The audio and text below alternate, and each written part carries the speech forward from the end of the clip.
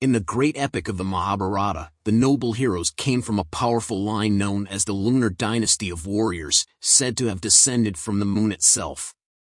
Among them was the famous king Pururava, who wed Vyasa, a beautiful heavenly nymph, and maintained a close friendship with Indra, the ruler of the heavens. Another significant ruler in this lineage was King Yayati.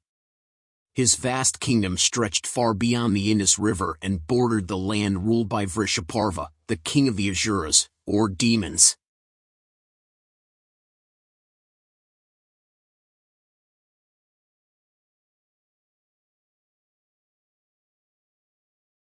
Sukracharya, the wise teacher of the Asura king Vrishaparva, was highly respected by everyone, including the king himself.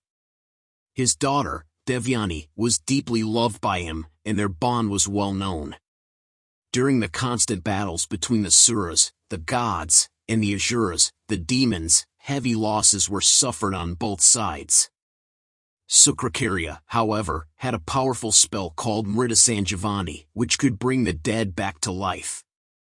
Because of this ability, Sukracharya held great influence over Vrishaparva, and though Vrishaparva ruled the Asuras, he was in many ways guided by his wise preceptor. Interestingly, despite his power, Sukracharya himself was ruled by his love for his daughter, Devyani. His ability to revive fallen soldiers made him the most valuable ally the Asuras had in their battles. The gods, known as the Suras or Devatas, were at a great disadvantage in their battles against the Asuras. To even the odds, they sent a clever young man named Kacha, the son of their teacher Brihaspati, to become a student of Sukracharya, the only one who knew the secret of Mritasanjivani, the spell that could bring the dead back to life. Kacha's mission was to learn this powerful secret, but it was no simple task. Though Sukra allowed Kacha to study under him, knowing full well that he was from the enemy's side, he never intended to betray his people by revealing the secret. Instead, Kacha was given menial tasks, like tending to the cows and doing household chores. It was also clear that anyone wishing to gain favor with Sukra needed to win over his beloved daughter, Devyani. This was easy for Kacha, thanks to his youth and charm. He soon earned Devyani's admiration, but at the same time, the Asuras grew suspicious and fearful of him, knowing his true mission. Their distrust turned to hatred, and one day, they killed Kacha, chopping his body into pieces. However, Devyani quickly informed her father, and Sukra used the Mritasanjivani spell to bring Kacha back to life. Kacha told both Devyani and Sukra about the cruelty of the Asuras. On another occasion, when Kacha went to gather flowers for Devyani, the Asuras killed him again, this time grinding his body into a paste and mixing it into the sea. But once again, at Devyani's insistence, Sukra brought him back to life using his powerful spell. Frustrated by their failed attempts to kill Kacha, the Asuras came up with a clever plan. They killed him once more, burned his body to ashes, and mixed those ashes into wine.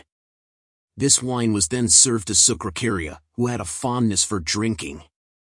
When Kacha didn't return, Devyani, worried, approached her father and said, "The sun has long since set in the Western Ocean." Sukra, however, remained unaffected. Growing more anxious, Devyani repeated, "The cows have come back alone," but her father, lost in his intoxication, didn't grasp her meaning. Agitated, Devyani exclaimed, "The evening prayers have been offered, and time is running out. Kacha still hasn't returned.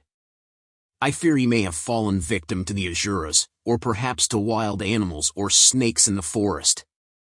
Her father, Sukracharya, was finally forced to respond. He became reflective and said, "Death is an inevitable end for everyone. The Asuras have their reasons for being angry with Kacha, and I've brought him back to life many times because of you. But there must be a limit to your concern for him. A wise girl like you should not grieve over his loss like this." Devyani was not easily discouraged. She firmly said, "Kacha is the grandson of the great sage Anjirasa and the son of Brihaspati, your counterpart among the gods.